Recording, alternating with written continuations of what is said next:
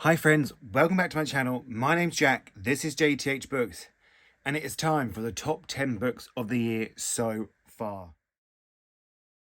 So, I did this last year, I did the top 10 books of the year so far last year, and I did it for the end of the year, the top 10 books of the year, and I just find this really, really stressful. I really struggle to narrow it down. It takes a lot out of me, friends. It takes a lot out of me. For a while this year, maybe around sort of April, beginning of May, I was convinced that I was like, I'm not even going to have enough books to fill out the top 10. I haven't read any that have blown me away. But then I look back and I think, no, you fool. Like, I've struggled to narrow it down. I've struggled to pick out the criteria for myself, which I think constitutes it to be a top 10 book. Can you see I'm taking this quite seriously? Sometimes I didn't wear a nice shirt for these videos, so I really take this seriously, friends. So I've read like 56, 57 books so far this year, and I've had to narrow that down to 10. I am going to give you, before we get to number one, I am going to give you a few. They nearly made it, but they didn't, because I can't leave them out. I just can't. So let's just get started. Let's just get started before I change my mind. So coming in at number 10, it was the first book I read this year. It was 5 stars, and it is A Day of Fallen Night by Samantha Shannon. Now, this is the prequel to The Priory of the Orange Tree by Samantha Shannon, and it's just an epic duology. The other one, The Priory, was in the top 10 last year. This is in the top 10 so far. I just adored it. I adored the world that Samantha Shannon has created. I think they always make it because I don't really expect to love sort of a high political fantasy, but they just do it for me, these ones. They just absolutely do it. In this, you follow 4 different sets of characters, and they're all dealing with their own things, or their own kingdoms. And then when the Dread Mountain erupts, bringing back the dragons, that is when the action really kicks off, and they have to fight. And sometimes they even intertwine with each other. And the way Samantha Shannon writes characters in this fantasy world, that you never lose those characters, even with everything going on, I think is absolutely brilliant. There are characters in here that are kicking butt and doing things, and they're in their 50s, and they're it's just brilliant. It's so fantastic to get a fantasy perspective from that age group. I really enjoyed that. It's just so detailed. It's so well thought out. I adore this trilogy, and the prequel did not let me down. And I loved it so much, I bought special editions. So, if you buy special editions, that's when you love a book. So coming in at number 9, it's actually a book that you all voted for, and I'm grateful. There's a few coming up in this list. So we have A Little Bit Country by Bryan D. Kennedy.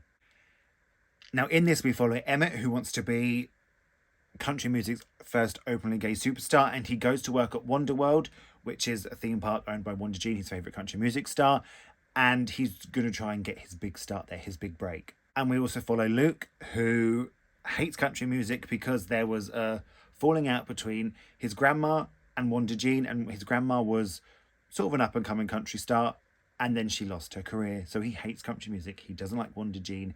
He's only working there because his family needs the money. I just love this book. It's all about country music. Younger me used to love a bit of country music, still does sometimes. So that really spoke to me. I liked that the characters, they are teenagers, but they feel a little bit older. They feel a little bit mature. So when the characters are falling in love, it doesn't feel so sort of teenagery. It just spoke to me, and it's just sort of joyous. Like, they're both really nice characters, Luke and Emmett. They're just both nice people. It's nice to read about nice people falling in love. And it's sort of the only book on here that is a bit of joy. Joy. It's queer joy, but it's also just joyful, and we're not going to get that. You're not going to get that from the other 8 books. So I love this one. Thank you for voting for it. I appreciate it. I appreciate you, and I appreciate you voting. So next up, we have another book that you voted for, and it is What Belongs to You by Garth Greenwell. Now, in this, we follow an American teacher who's living in Sofia, and he goes down to the public toilets one day. He pays a man called Mitko for sex, and then it is about their relationship after that encounter. And what I loved about this was the delicateness of that relationship, in the sense that it isn't really a relationship. It's very much based on money. It's very much based on whether they're lonely or not. I think loneliness exudes from this book in the most beautiful, heartbreaking way. This made me cry like 5 times. And it's so beautifully written that it just emotes things from the book and from you. I adored this one, and I'm, again, very grateful that you all picked it, friends. It's just a really intricate look at connection and at sex and at how those two can be combined in so many ways but mean nothing at all. I just thought it was really clever, really beautiful, and I could read it again right now, but I can't because I've got to film this video. Next up, current number 7, we have The Late Americans by Brandon Taylor. In this, we follow a group of university students in a small town in the Midwest America, and their time at university is coming to an end, and it just shows them grappling with that and then facing the decisions that are going to affect the rest of their lives. I think it's fair to say Brandon Taylor never really misses, does he? Let's be honest. We get a glimpse into these characters who are dealing with some really heavy things and how they're dealing and grappling with the future and these decisions they have to make and how they feel. And it's a really important look at love and loss and everything in between. It feels so profoundly human. I know that sounds weird to describe a book like that, but it really, really does. It just sort of seeps into your soul, this book, and I couldn't stop reading it. It was one I absolutely couldn't put down, and I just absolutely adored it. It's so meaningful and so just human. There are so many characters in this that you get little glimpses of, but somehow you know their whole story. You know by their actions how they feel. It's genius writing. I mean, that is just talent. I don't think you can learn that. That is just talent, and it's just wonderful. It's absolutely wonderful. And then coming at number 6, we have another book that you all voted for, and it is Detransition Baby by Torrey Peters. Now, in this, we follow Reese and Ames, who have broken up, and Ames has detransitioned back to being a man. And when he gets his boss pregnant, he offers Reese the chance to be a mother that she thought she was never going to get. What I loved about this is its look at queerness and queer family, because queer family is very important to queer people. You need your support of queer people. I haven't got it, but you need it. It looks at what it means to be trans and what it means to be desired as a trans person and to have desire as a trans person. I think it's extremely clever. I thought it was going to be too clever for me, but it wasn't. It wasn't, friends. It's very honestly written. It's not flowery at all. It's going to get to the point. It's going to get to the heart. I think I'm a bit of a fool that I waited so long to read it, really. But we all do that sometimes, don't we? We all put off books because we think, are we actually going to like it, even though we're really hyped up for ourselves? But this one absolutely lived up to the hype. It's just clever, and it has so much to say about queerness and love and family. And, I'm looking forward to Torrey Peters' next books. That's all I can really say. And now, coming in at number 5, we have Sunburn by Chloe Michelle Howarth. Now, in this, we follow Lucy, who is growing up in a small town in Ireland, and she is expected to marry her best friend Martin, and Martin is absolutely in love with her, but she begins to fall for a girl in her friendship group called Susanna. This book absolutely took me by surprise at how much I absolutely loved it. First of all, I adored the writing in this book. It feels so real. You know how sometimes in a romance book, sure, the romance is there, but it's a very easy breezy sort of, oh, they're beautiful, they're lovely. This goes into so much detail of descriptions of characters and descriptions of feelings that it feels so real, and that is what I absolutely loved about it. It's so lyrical, this book. It's got just beautiful prose. It really has. It just goes so deep, and you just feel Lucy's sort of longing and obsession and her fear, and she makes these choices that you totally understand but you don't want her to make, and then you just get so invested in her and their relationship. And it is set about teenagers, but it never feels young adult. It feels, it's just so good and so beautiful, and it surprised me how much I loved it. I thought it was absolutely phenomenal, this one. And then, coming in at number 4 is another one you voted for, and it is Memoriam by Bryan Washington. Now, in this, we follow Mike and Benson, who are a couple, but they're not quite sure why they're together. And just as Mike's mother is flying over to visit them from Japan, he then flies to Japan because his father is dying and he wants to spend the days with them. And it leaves the couple separated. Benson is staying with Mike's mother, and then Mike is in Japan. Now, this one, I didn't think I was going to like it at first. It took me a while to get into it. But what I realised I didn't like is what actually makes this book absolutely brilliant. You get the story from both perspectives. You get a Mike section and then a Benson section. And when I was reading the Benson section, I couldn't get to grips with the writing. And then I realised it is just absolutely brilliantly strong characterisation. I was absolutely wrong. I'm more than willing to admit that.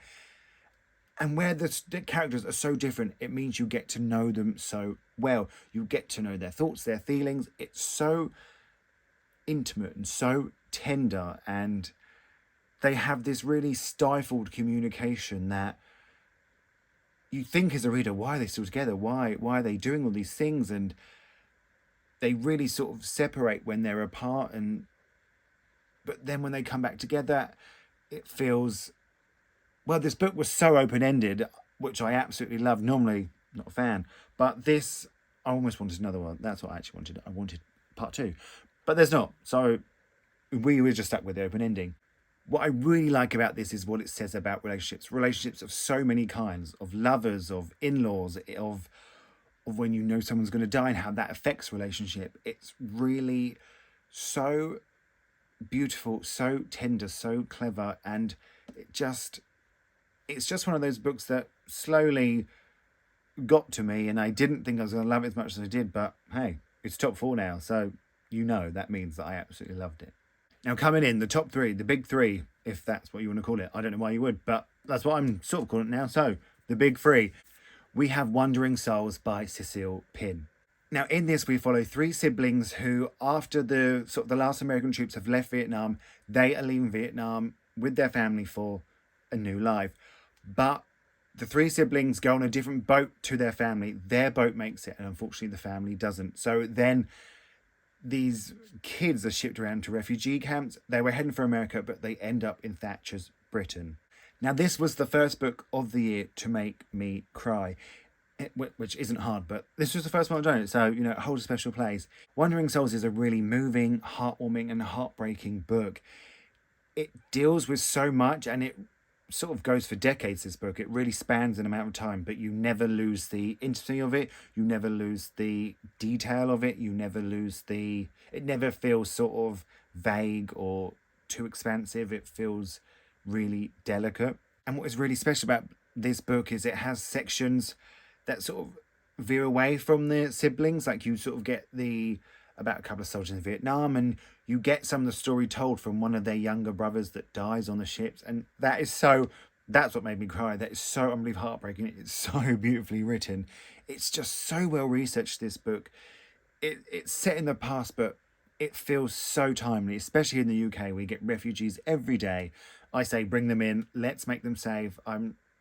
Just don't talk to me about people all this government that do horrible things. But back to the book, it's just brilliant. It's a book that deals with survival and loss and what it means to keep starting over in a country that you're not made to feel welcome in. And I thought it was absolutely phenomenal. If you haven't read this one yet, please pick it up. Coming in at number 2 is Mrs. S by Kay Patrick. Now, in this, we follow a young Australian woman who has come over to the UK to work in a boarding school, and there she meets the headmaster's wife, Mrs. S, and they begin an affair. What I loved about this book is the writing. It's unlike anything I have read this year.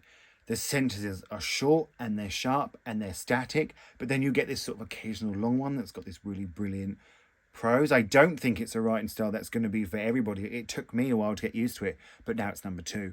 I absolutely loved it.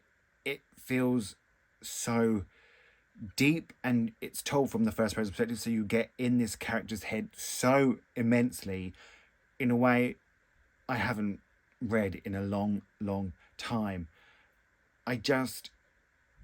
The fact that this is a debut novel and Kay Patrick has such an assured style, I think is phenomenal. I don't think you could tell it's the debut novel at all. I just thought it was I just think it's a work of art, really. I loved how it came to the ending that it came to. It is awkward and it's seductive and it's sexy. It's just, I just thought it was brilliant. I mean, what more can I say than when I just said it was a work of art? And I loved it so much, I bought a signed, finished copy. So, you know, when I had to go searching for a signed book, that I thought it was good.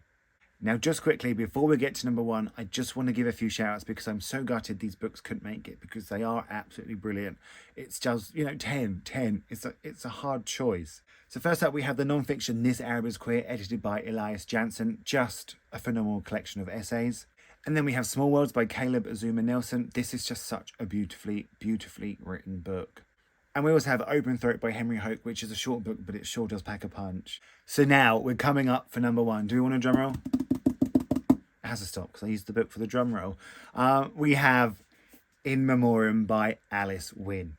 Now this is set in 1914. We follow Gaunt and Elwood, who are in a private boarding school, both madly in love with each other, not accepted at the time, but they can't even sort of really admit it to themselves. And then the First World War happens. Gaunt goes off to fight. Elwood sort of can't be without him, goes to join him. And then I'll let you read the rest of what happens. Now, this is going to sound strange because it is my number one book of the year, but this isn't the best written book on here. It's a debut novel, and I think at times you can tell it's a debut novel.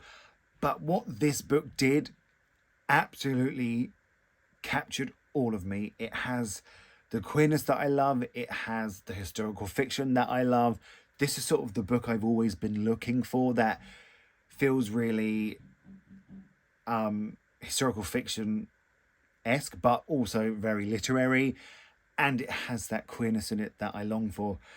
I just think this is a stupendous novel. I really do. It is the one that got me. It made me cry. It was one I couldn't put down. It's one I found myself just reading at any spare moment I had. What this book does really well is it really balances that sort of tenderness and fragility of love with the brutality and the horror of war. I mean, you never know if these characters are going to survive. You never know what's going to happen. You never know if you're going to get your heart broken. I did get my heart broken. It absolutely made me sob, this book. And it just does it so well. And there's like sort of letters being written when one's at the front and one's at home. And there's also letters between soldiers that I think are really brilliant and really capture. It just captures so much. It's really heartbreaking. It's really beautiful. I know it's weird because it isn't the best written book on this list, but it's just one that absolutely captured me. And I think that's what you need from a book, when it just sort of fires you up and I just thought it was brilliant. I just really thought it's sort of the book I've been waiting for. That's probably what's number one. It's probably the book I really longed for since I started reading that. Oh, I just loved it. I absolutely loved it. So that's it. That's my top 10 books of the year. That was very difficult. I found that really a struggle. Who knows how it's going to go at the end of the year, but I've got 6 months to worry about that. So I'll worry about that then. Please let me know if you've read any of these or if you're going to read any of these, if you love them, if you think, chat, you fool, why are they in your top 10? As long as you tell me nicely, I'm up for the discussion. I really appreciate you watching, and I'm going to speak to you all really soon.